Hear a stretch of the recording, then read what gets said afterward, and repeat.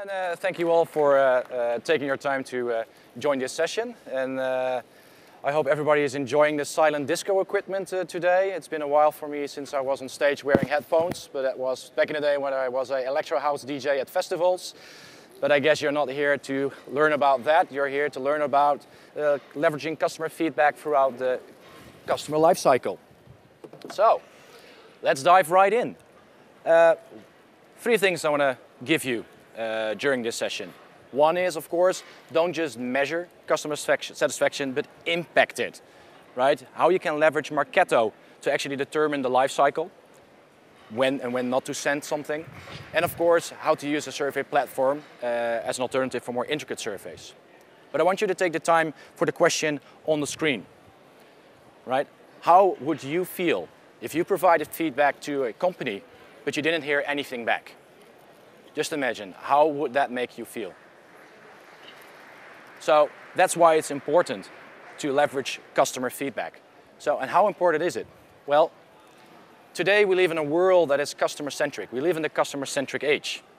And imagine the Amazons and the Netflix of this world. They know how to be relevant for you. And we're starting to expect that as consumers and as businesses.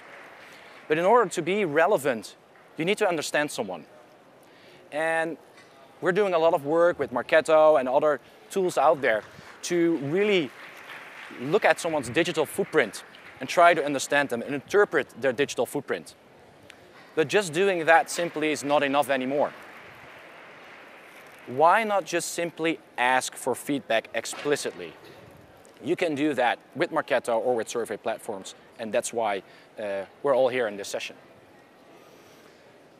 Then again, the session is called Leveraging Customer Feedback Throughout Different Stages of the Customer Lifecycle. Why? Well, I think there's a difference between listening and hearing. Someone could come up to me and tell me something, but only if I really act upon it. If I listen to him and I process what he is saying, I'm truly listening to what someone is saying. And I know a lot of people do like periodic NPS measurement or on an annual basis, but imagine you do that only once a year and then start improvement programs for your company. Why would you improve only once a year? Why not do that in real time? And what if you have a dissatisfied customer? Your average might be an 8, but there will be people in there that give you or rate you a 6 or a 5. Act upon that immediately. And you want to do that at every different stage of the customer lifecycle. When someone becomes a customer, when someone renews or uses some kind of product or engages with your customer care team. So, this is the moment where you get your app ready because we have a poll. And I know most of you do NPS, but who of you is doing NPS and customer feedback at different stages at the customer lifecycle?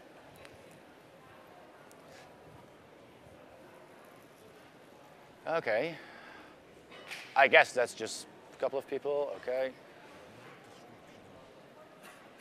Let's take about 30 seconds or something so you can vote.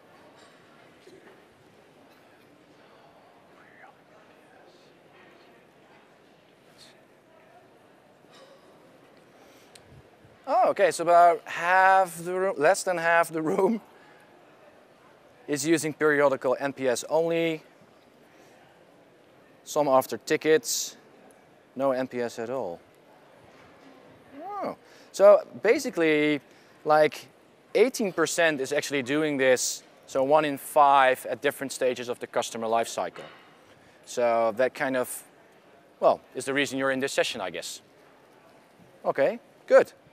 Oh, it's still changing. Oh, it's getting worse for the periodical NPS. Okay, good. Oh, here we go. Okay, so we know the importance of leveraging customer feedback. We know the importance of doing that throughout the customer lifecycle. Now we need to think about how we can actually use Marketo to leverage that. And I want to do that based on our own use case as a Marketo agency we value customer satisfaction as well. And I want to take you through that example on how we do that. Before I can talk you through the process, I want to quickly show you our tech stack that we are using ourselves. And as you can see, I don't have a pointer with me, but we are on a Salesforce Marketo kind of environment. We use accounts and contacts. We create opportunities when there's something to sell. Then we use in this case we use PandaDoc. We're going to switch to Adobe Sign soon. But we're using that to actually create a proposal where people can sign that. We are using Service Cloud for help desk ticket when people have questions or need support from us. But we also have custom objects there for project management, for time registration. And on the right side, you'll see a lot of purple in there because we're using Marketo, of course, for inbound, form captures, engagement. And we're using Survicate as a survey platform. We're using 23 for video, and we use all kinds of other tools as well. Actually, the list is already a bit bigger than it is right now. There are several scenarios where you can leverage customer feedback, and I want to take you through one of the examples. This actually is not an example. This is actually how we do it ourselves. And it all starts for us in this scenario where when someone converts on your website and at some point you're getting there and maybe there's business there, you create that opportunity, and when actually sign a deal, that's the moment in time when you're heavily in love, right? We all know the story about marketing and engagement, and at that key turning point in time, they're heavily in love, they love what you're doing, they sign the deal, and then it's going to take 1-2 weeks before the project starts. And we have a hypothesis that this is a key turning point in our customer satisfaction because you're just very thrilled, and then there's this black hole period for 2 weeks when people really need to start the project. And we want to make sure that we impact that period and that customer satisfaction stays on par. So what we do is after a deal is signed, in this case with PandaDoc, it automatically updates our Salesforce that the opportunity is close won. That data is then leveraged inside Marketo, and it triggers an email being sent through the key contact, only if it's new business. That actually goes through a survey within the email that goes to Survicate. That data and the answers that are provided then come back into Marketo. Marketo updates Salesforce with the customer satisfaction for that account. And we even create tasks if someone rates us like a 7 or less. We create a task for the account owner to follow up because anything below an 8 is just not good enough. So that's a scenario I want to talk you through and how you can do that inside Marketo or with a survey platform. To give you an idea, we really value customer satisfaction. So in this case, in the proposals being sent, on the very first page, on the very first paragraph, we already mentioned the technologies that we use, and that when you sign a deal, the next morning you'll get a survey to set the benchmark. It's that important, it's on the first page. So people know they will get the survey. So, the first Marketo screen, and as you notice, there are links below. The slides will be shared afterwards. I think the recording is going to be there at the end of the day as well, available at Adobe, but also on our website. So if you need more details on how to do things in every slide that I'm showing you, there will be links in there with extra documentation on docs.marketo.com. So, first one, what we have is we are able to pull in these custom objects from, in this case, from Salesforce. We do that for cases, we do that for obviously projects and project members and opportunity.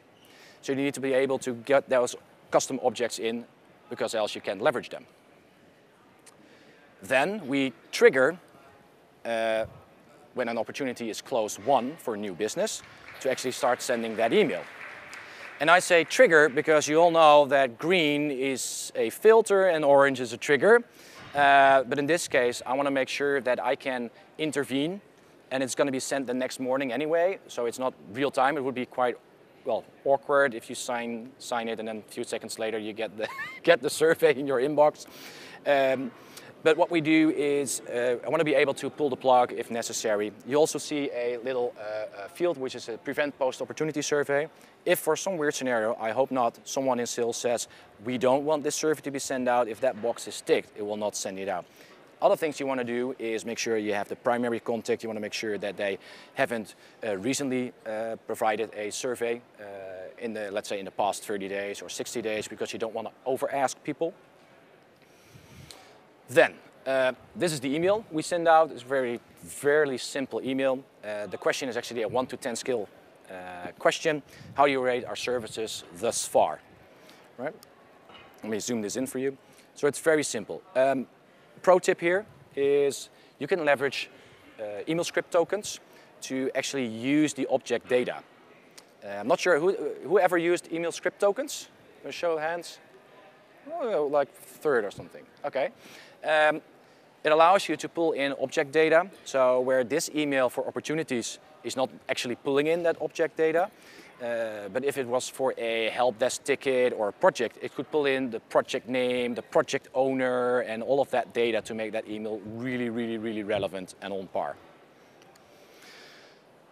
What happens, that first question actually has unique links for every answer, and that goes straight, in our case, to Survicate, but I'll show you how to do that with Marketo. But there are other tools like on Launchpoint, like SurveyMonkey or Decidedly. So there's a bunch of tools that you can use, and they basically do the same. So we got two questions. The first one is, how do you rate our services thus far? And this is obviously answered straight from the email. So if you click an 8, it will already capture that 8. And then it will have a second question, which is just not mandatory. So to basically explain what you based your rating on. Then what happens, and I'll zoom this in again, and that's why I personally like Survicate, is that where you can actually have the answer stored in a field in Marketo. And the second one is that for every answer you have a custom activity line in your activity log. And any line in your activity log is something you can trigger off from. And that's important, because if you can't trigger on something, you can't act upon it. So how does this look like? HTML, CSS, not sure if everyone is as techy as that, but I highlighted a line, and you'll see that the link goes to a specific survey with a specific question to a very specific answer. And that way, someone can fill out the first question straight from the email. And this is rendered automatically with most of these platforms. But one thing I want to show you is that it uses the Marketo lead ID to get the data to the external platform and send the feedback back into Marketo. And while some platforms leverage email address, that's something you probably don't want to do, because then you're sending an email address outside to a third party, and then you need to update your privacy statements and so on. Then again, like I said, there's a custom activity created for each answer. And I'll zoom that in again. So how would you rate our expertise? And that will then be stored inside Marketo at the person's record. And we use the field CSAT score and CSAT reason to store that data. Okay, that's all nice, but I think not a lot of you might be using a survey platform. So this is how you do that in Marketo. You basically create two fields. One is a float or an integer, where you have customer satisfaction, and you have a field which is for reason, where it's a text area where people can elaborate on the score. And if you don't know how to create these fields, again, there's documentation about that. What you then do is you create let's say, a thank you page that contains a form. So you have an email that goes out to that specific page. It has a form, and that form has a hidden field. And that hidden field is the CSAT score field. And I'm not sure if everyone knows that, but you can populate a hidden field with a URL parameter. Again, the documentation is there. And what it does is, if the link then contains question mark CSAT is 8, it will pick that up and put that value into the hidden field. And that way, there's a straight captured when someone populates the form and submits it. So how does that look like in your email? Again, quite similar to the Survicate example. You'll see something like connect.chapmanbright.com/surveyfeedback, question mark, CSAT is 9. And that actually then is submitted into the person's record. So that's how you can actually capture and measure customer satisfaction. But we're not here just to measure things, we're here to impact things. So let me show you in Marketo how you can actually then trigger upon that and take action. Again, our own example, how we do that is if someone scores us a 7 or less at that stage, then we'll do something. And this is how it looks like. So the survey answer is a 7, 6, 5, 4, 3, 2, or 1. And the survey ID is a certain ID. You can also use the survey name or the actual question, but I'm more like a technical guy. I think in bits and bytes and ones and zeros, so I feel more comfortable using an ID rather than a text value. But that's just a personal preference. Then, after you've captured that, you create a flow, and in that flow, in this case, we create a task. For us, it's in Salesforce. We create a task for in this case, it was a lead owner, it could also have been the account owner, to create a task for follow-up and see what's happening with this customer. Then again, if you don't use that kind of CRM, you can also use the send alert functionality in Marketo just to send an email to an account owner, sales rep, or customer care department to actually follow up upon that. So, that was the example. I wanted to show you how we do it, but there's more scenarios where you can actually leverage customer feedback. And it's quite a list because we're using the example here at the end of signing a deal, but you can also use it at the start of a project, the end of a project, basically to provide the project owner with actionable insights to turn the project around, even midway. You can have, of course, your periodic NPS measurements that most of you already do. But also you can say like, hey, if it's been less than or more than 90 days since any measurement, I want to send out something because else customer satisfaction measurement has been too long ago. Another thing is when you do support tickets, right? You want to see how well a customer has been helped. And if you have an event or a virtual event, you actually want to see how sales could leverage feedback to see if there were unanswered questions to actually convert better to sales. And there's a whole bunch of scenarios, there's an endless list of scenarios where you can use that. Then again, next to just customer satisfaction, there are other scenarios where you can leverage either feedback or a feedback platform. One of them is obviously for events, where you can boost attendance. You could, for instance, ask for everyone that registered for an event, you could send out a survey asking what kind of questions they hope to get answered at an event, so your speakers can better prepare and make sure the content for that event is on par. But also follow up, hand over to sales. And one scenario which is close to my heart is where people constantly seem to be creating fields for one-time use in Marketo. Yeah, I see everybody nodding, yeah. So what happens when you do that and you create a field, at some point in time that field is going to cost you money. Why? Because that person that created the field is leaving the company, a new person comes in, doesn't understand why the field was created, sees that a lot of values are missing, and he's going to investigate that, so time is being spent on that field. So every time your solution for a specific problem is, I need to create a new field, really think again and really evaluate if you should really create a field or leverage an external, for instance, survey platform to capture this data as a custom activity which you can trigger off from rather than, well, messing up your database structure. So, again, key takeaways from this session. Don't measure customer satisfaction only, impact it, and leverage Marketo's capabilities to find out which stages of the customer lifecycle the person is in.